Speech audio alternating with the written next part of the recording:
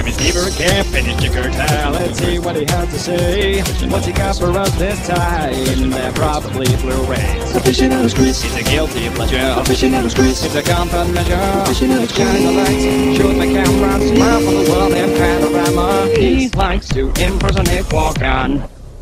Hey everybody, Aficionados Chris. Today I'm going to be looking at the sequel to Disney's Peter Pan, Return to Neverland. Now, this is a movie that, actually one of the very few direct sequels from a cherished Disney classic, not to be released straight to video. This actually had a theatrical run. I remember that very distinctly because I remember when Disney used to do those movie surfer program commercial break things on the channel, and this was one of the movies that they discussed.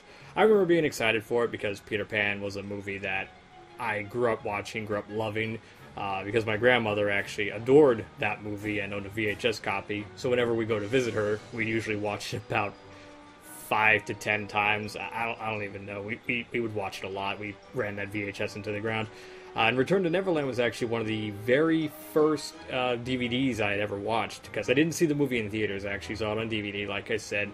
I remember enjoying it. You know, it's that kind of movie where when you're a kid, it's more about the fantasy, the adventure, and the whimsical aspect. You know, it's just fun. It's a lot of fun when you're a kid, and it's just fun to see Peter Pan and Captain Hook all over again in a brand new adventure.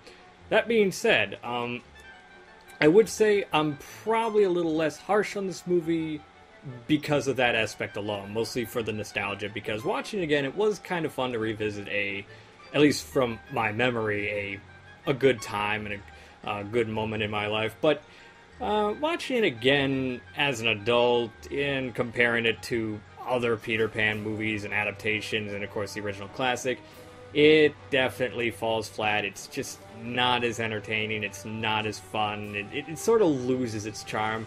And the funny thing is, I was actually, when I got this, I was actually watching it with my little sister, who was an obsessed Peter Pan fan, so of course she wanted to watch this with me. And we sort of had fun sort of picking the movie apart, sort of riff tracking it, and that was a lot of fun. But it was kind of just, it was interesting, because usually Disney is a a company I have a hard time having an issue with, because I pretty much love everything they've ever made. They've made flops every now and then, but everything they've made is pretty much solid entertainment, where this one, it's still solid entertainment, but if you compare it to the original that it's a sequel to, there's no comparison. That's a classic, and it always will be, and it's one of the best animated movies, at least in my opinion, one of the best animated movies ever made. There's a lot I could really nitpick about it, and it's all like nerdy things, like, you know, what was the point of an octopus or a squid? I guess I don't really know what it was. It was one of those things. Why replace the crocodile with that? And the weirdest thing is it does the suction cup thing to mimic the tick-tock sound from the original. It doesn't really make any sense. If you're gonna go so far as to pay homage to that character, it doesn't, because the tick-tock is because he swallowed a clock. Why would the octopus be doing that? It doesn't make any sense. And, you know, there's other things like a nitpick, like, why was Spencer Breslin the voice of Cubby, when we all know Cubby in the original movie had a very dumb voice, and this one he just sounds like a cute fat kid, which, in a sense, he is, but it just wasn't right for the character. It's really distracting, because everybody else sounds really good, and I especially have to give real tops to Corey Burton, who is actually my favorite voice actor, because he does an impeccable Hans Conried impression. It's almost as if Hans Conried is, like, his spirit is alive in Corey Burton's performance. He's one of the highlights of the movie, I think, is just the way Corey Burton just feels the original Hans Conried performance from the original, because, well, Hans Conried was one of my favorite actors, and Captain Hook is one of my favorite characters, and that Corey Burton, one of my favorite voice actors, just does this incredible job. I could sing his praises all day.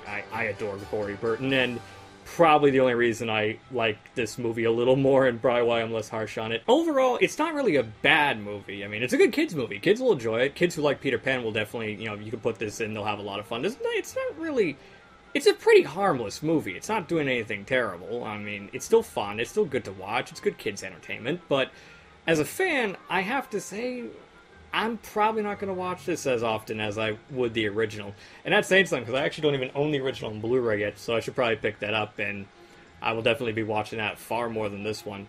But Blu-ray and audio quality, as a standard Disney release, it looks really good, and considering this is a slightly newer movie, basically almost entirely digital, and it looks great, sound quality is pretty good. You know, this was released in theaters, so it has a 5.1. It sounds really good, it looks really good.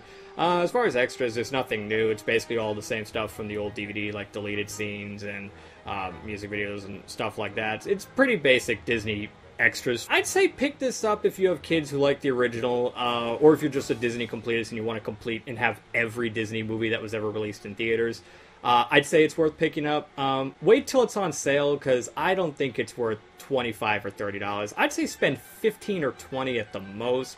Because again, it is solid entertainment, it is fun to watch, but if you're a die-hard Peter Pan fan, you might be disappointed. Not much else I can say about Return to Neverland. Pick it up if you're a fan, pick it up if you love Peter Pan, or just pick it up if you have kids. That's all I can say about it. Hope you enjoyed the review. Please have a wonderful day. Bye-bye, you scattervy brat!